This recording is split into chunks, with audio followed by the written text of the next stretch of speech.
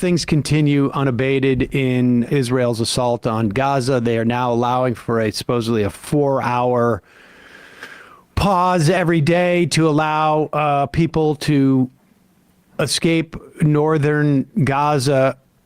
They are not allowing the Gazans to drive or to use any type of vehicles. Yeah. No cars, no bicycles. 6-year-old children, 75-year-old, 80-year-old grandmothers having to walk anywhere from 10 to 12 hours to get to safety. People are likening it to the modern Trail of Tears. And you're not allowed to stop. You're not allowed to look backwards on this trek. Reports of Israeli snipers, firing on hospitals. They are around the Shifa hospital. Israel is claiming that there is a big bunker underneath the Shifa hospital. There are varying reports on this. They have, provided supposedly the international community with documents to this effect. But in the past, we've seen them do this, and it turns out not the case. Folks online were citing things like when they had last year had claimed about 8 or 9 NGOs were terrorist organizations. They gave reams of documentation to the EU after basically attacking these organizations, and then months later, the EU decides no, there's nothing here. So very difficult to even make those assessments. Nevertheless, you've got people dying in this hospital because it's all basically completely dysfunctional now. And here is National Security Advisor Jake Sullivan on CNN's Dana Bash.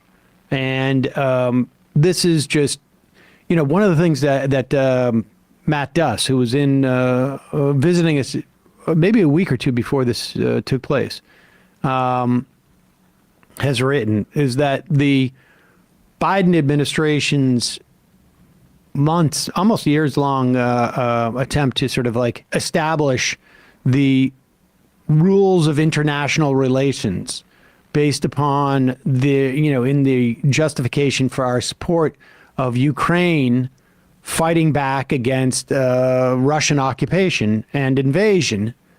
Matt Duss basically said, within a week or two of this conflict, everything they had worked on was up in flames. And here's another example of that.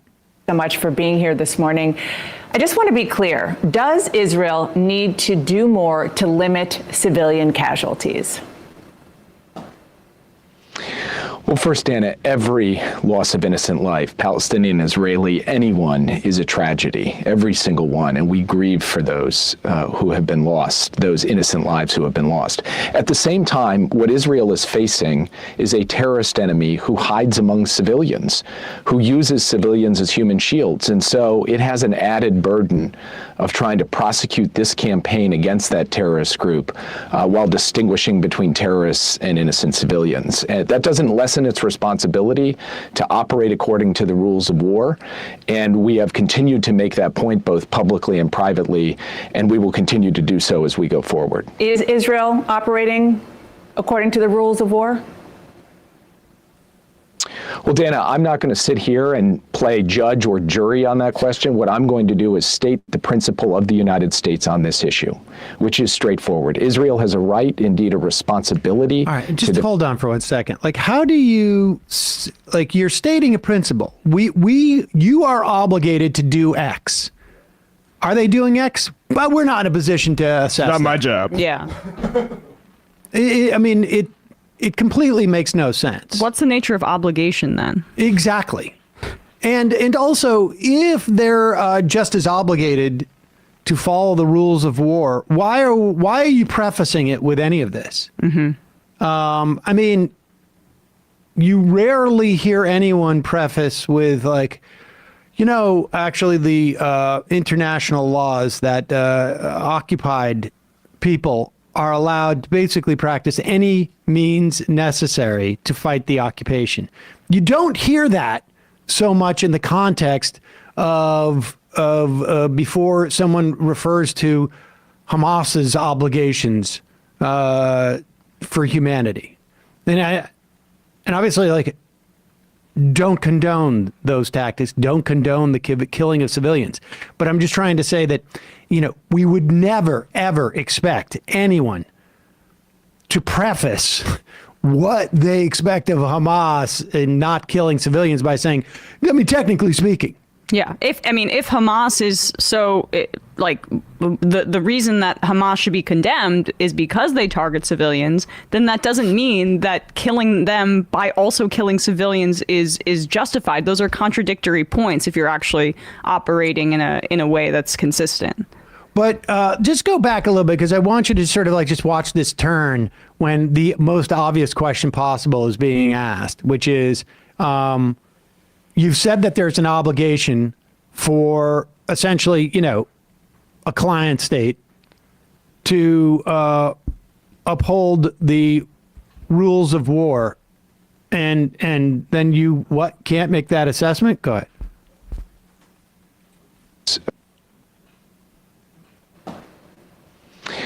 Well, first, Dana, every loss of innocent life, Palestinian, Israeli, anyone, is a tragedy, every single one. And we grieve for those who have been lost, those innocent lives who have been lost.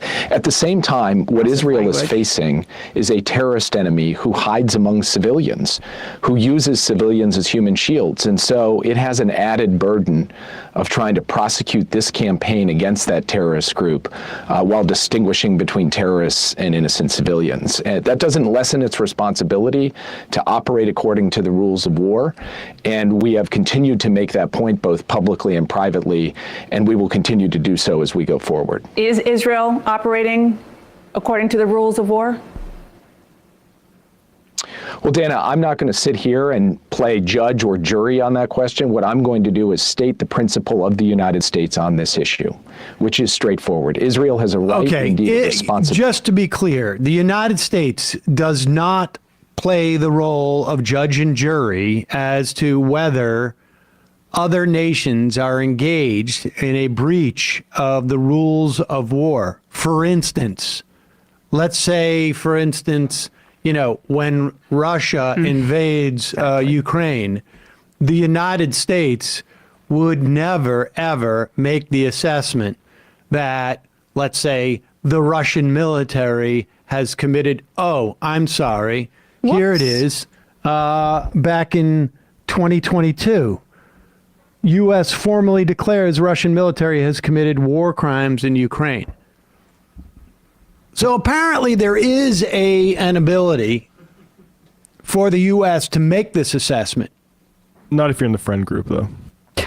I mean, that's the bottom line, is that there's just a huge steaming pile of horse crap that he's dishing up here.